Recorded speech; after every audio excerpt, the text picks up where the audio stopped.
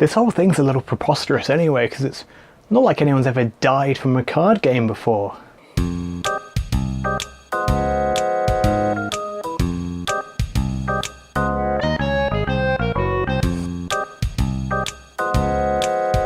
A full house.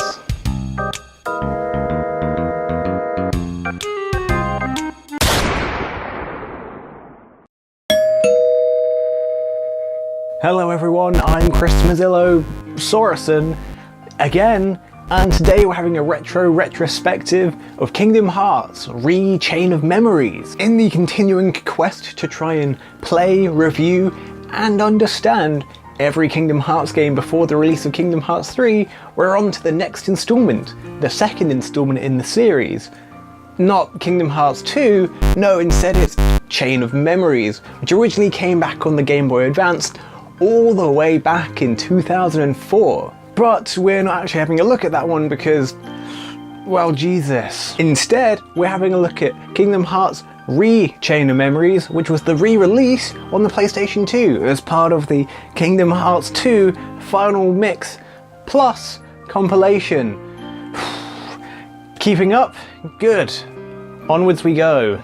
Our heroes are found walking through a field, still enjoying the high of saving the known universe from complete destruction. What could possibly go wrong? Eventually the party find themselves upon a castle that's almost definitely not haunted. In what can only be considered a good move, Sora, Donald and Goofy enter Castle Oblivion. Stop! You violated the law! Yes, that's its name, and they immediately lose all of their memories. Sadly, I didn't lose my memories. Call an ambulance, Duncan. Can't see, man! He can't see. Anyway, now that you're in the Castle Oblivion, you need to learn how to fight and get around. Except they're not exactly as simple as you may have thought they were from previous games, because now it uses cards. In the most curious experience of the bad guys telling you how to beat them, this mysterious and definitely not evil figure takes the time to teach you how to fight, using cards.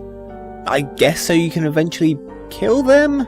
No, I've told you 1,000 times, it's stab and then twist. How many times must I explain it? Right. Stab and then twist, I've got it.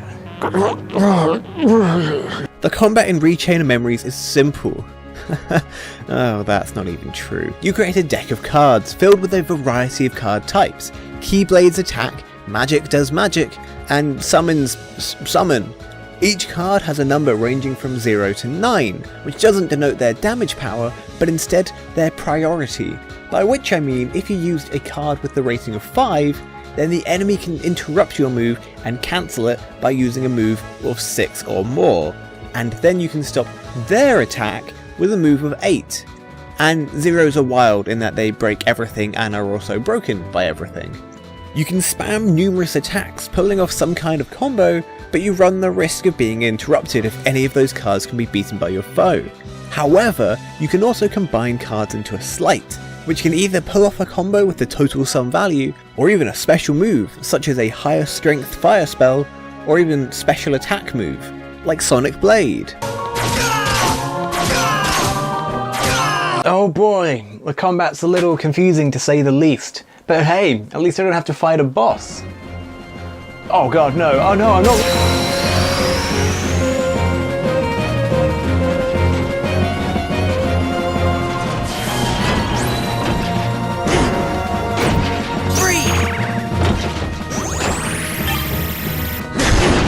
Well, that was thoroughly unpleasant. But hey, at least there's this new Axel guy. I'm sure he's here to give me a really friendly greeting. Don't you go off and die on me now.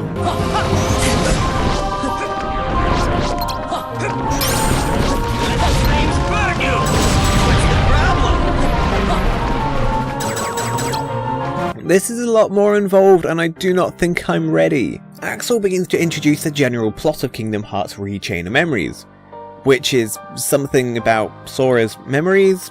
An important character of this particular game is Jiminy, everyone's favourite character, right? Hello? Anyway, you end up revisiting all the fond memories you may have experienced from Kingdom Hearts 1. Just very, very condensed. Like an Agrabah! Remember that time when Aladdin kept on using his wishes frivolously to get rid of Heartless that we could easily deal with? Or that big moment that Jafar turns himself into an all-powerful genie?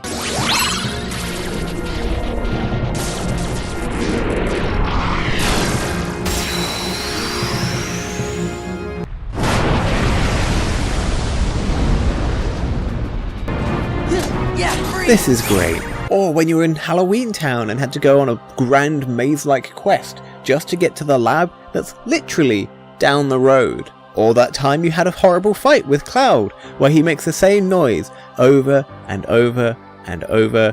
Wait, that one actually happened.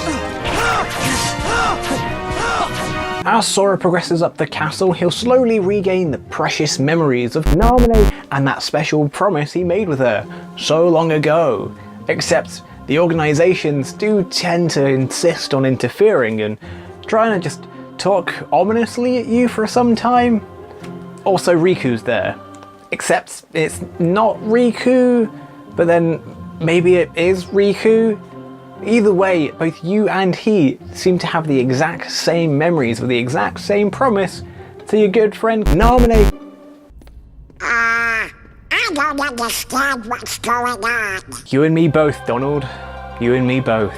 Your dealings with Organisation 13 see you facing off a variety of their members, such as Larxene, who keeps flirting with Axel. Well, do I detect a soft spot? Vexen, who's a giant nerd but also has a life-size doll of Riku, whose memories he controls? That's not weird. And then Marluxia, the mastermind who also taught you how to kill in what will probably turn out to be a rather short-sighted move. All of these, probably, involve rather intense boss fights, but I don't know, at that point in the game I'd learned that Sonic Blade was the ultimate solution to all of life's problems.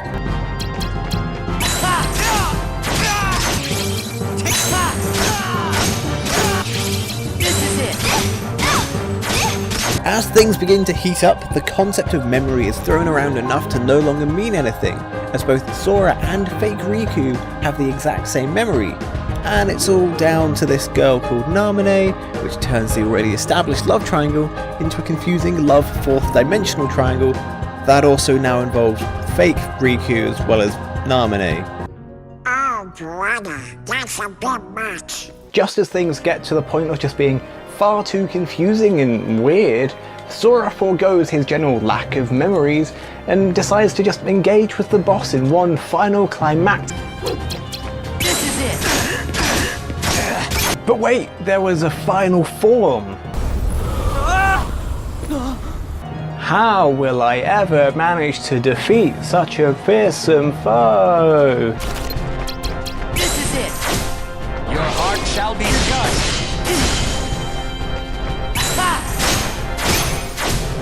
Oh god, no. It's immune? Now I'm gonna have to actually try.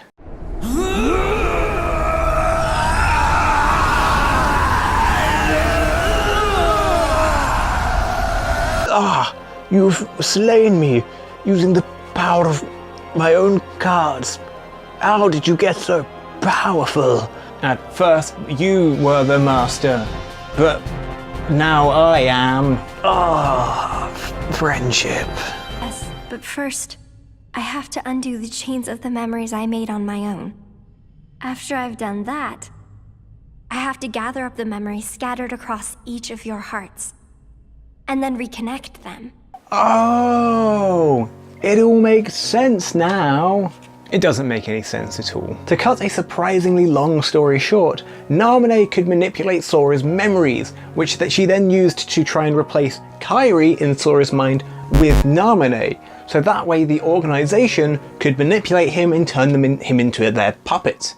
However, the gang thought this was a bad idea, so they eventually defeated them and opted for Sora and his friends to go into a big sleep so he could regain all of his memories, you know, his lost memories of Kairi and the like. However, this would also mean that he'd forget literally everything that occurred in the castle. which would have basically meant that none of this never really happened at all. The end. Or is it? Yes, that's right. Much like this video, this game never ends, as not only is there Sora to deal with, but now you've got poor Riku who's found himself trapped in the castle, somehow freeing himself from being banished from the Shadow Realm. Yu-Gi-Oh reference, because cards. Riku's adventure is slightly different to Sora's, as not only is it in a different order, there's practically no story to the levels themselves, and it's basically a disjointed boss rush. Besides that, there's no customizing of your deck anymore, and instead you're locked with pre-made decks to fight with, so you have to put some thought into strategy? Although this basically just equates to nothing more than a pain in the neck, because some levels your entire deck will consist of nothing more than cards ranging from 0 to 5, whilst most enemies will consistently hit you with a 6. However, you can also find yourself in a situation where you've got nothing but combos that read from 9, 1, and then whatever, and your combo consistently gets interrupted, and it's just a bit annoying. But maybe you can just use map cards to boost or lower all the values. Nope. Or maybe you use special cards to kill the enemies via combo moves. Nope. Maybe it's like using the jewels or D-mode to... Nope. You're just saying nope a lot. Nope. All of these changes to Riku's skills and abilities all do make some kind of sense, you know, it's all about creating a strategy and whatnot. But due to the pre-built decks, ultimately they all kind of fail. Trying to get the right cards in order to bring out the right abilities is incredibly difficult, or in the incredible time constraint of having your little duel and trying to find the 3 9s that exist solely in your deck that you would require to beat this particular enemy in a duel. It's annoying because it just doesn't work. I get what they're trying to do. They're trying to make you think, you know, oh, man allies can't just smash buttons repeatedly. Meanwhile, as Riku races up the Castle Oblivion, he'll be interrupted numerous times by new members of the Organization 13, whose main focus is to try and corrupt Riku to the darkness inside of him and that he's literally trying to run away from. While all of these characters posture on about darkness and other evil things, you can at least know that without Sonic Blade, you won't be able to just spam cards on repeat, and maybe have to think of some kind of strategy. Take this! Like it! Come, Riku, you must submit into the darkness. Let the dark powers consume you, and together we will take over. Okay, that's really annoying. Can you stop that now? And what happens at the end of Riku's story?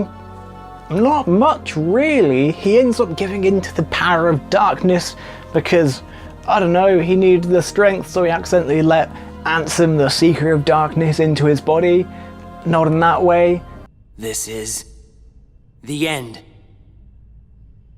This is hardly the end. But at the same time ends up meeting yet another old man who he joins forces with, all in the sake of helping Sora regain his memories and go into a big sleep. Well, that's it. I don't know why I bothered, really. Do you mean the Twilight Road to Nightfall? No. It's the road to dawn. Overall, Rechain of Memories does very little but muddy an already increasingly confusing story in the Kingdom Hearts mass franchise thing. Characters go on and on about darkness and heart that you wish there was a synonym they could use, because the words have lost all meaning both in the context of the game and in reality itself. The confusion all the characters feel from having their memories muddled around is reflected in the user, yourself, the player. Because, I mean, the story is just confusing at times. It's not necessarily like a complicated story, but the presentation style feels more like one of the 12 trials of Hercules to get through to be able to decipher anything. Also, the card-based combat is a little naff. I get it, they're trying to do something different and new, but so is wearing a t-shirt as trousers, but that doesn't necessarily mean it's a good idea. This was the first time I'd ever played Chain of Memories, and to be honest, I could have happily continued going on in my life having never played it, and still managed to enjoy Kingdom Hearts 3, probably. Although, knowing my luck, it's going to turn out that, you know, Kingdom Hearts 3 relies heavily on the events of Chain of Memories somehow, and there's going to be unlimited levels of egg on my face. Hi, and thank you for watching my video. If you want, feel free to leave a comment about your own thoughts about Chain of Memories or Re-Chain of Memories in the comment section below. If you look in the description, there should be a link to a more wordy written review that is in my blog, or you could check out some of my other videos, such as this one, which might be about Kingdom Hearts 1, or this one, which will be about Birth by Sleep, in the continuing endeavour to play all the games. Otherwise, you can click on my face here, and that should be a subscribe orb. Thank you, and goodbye.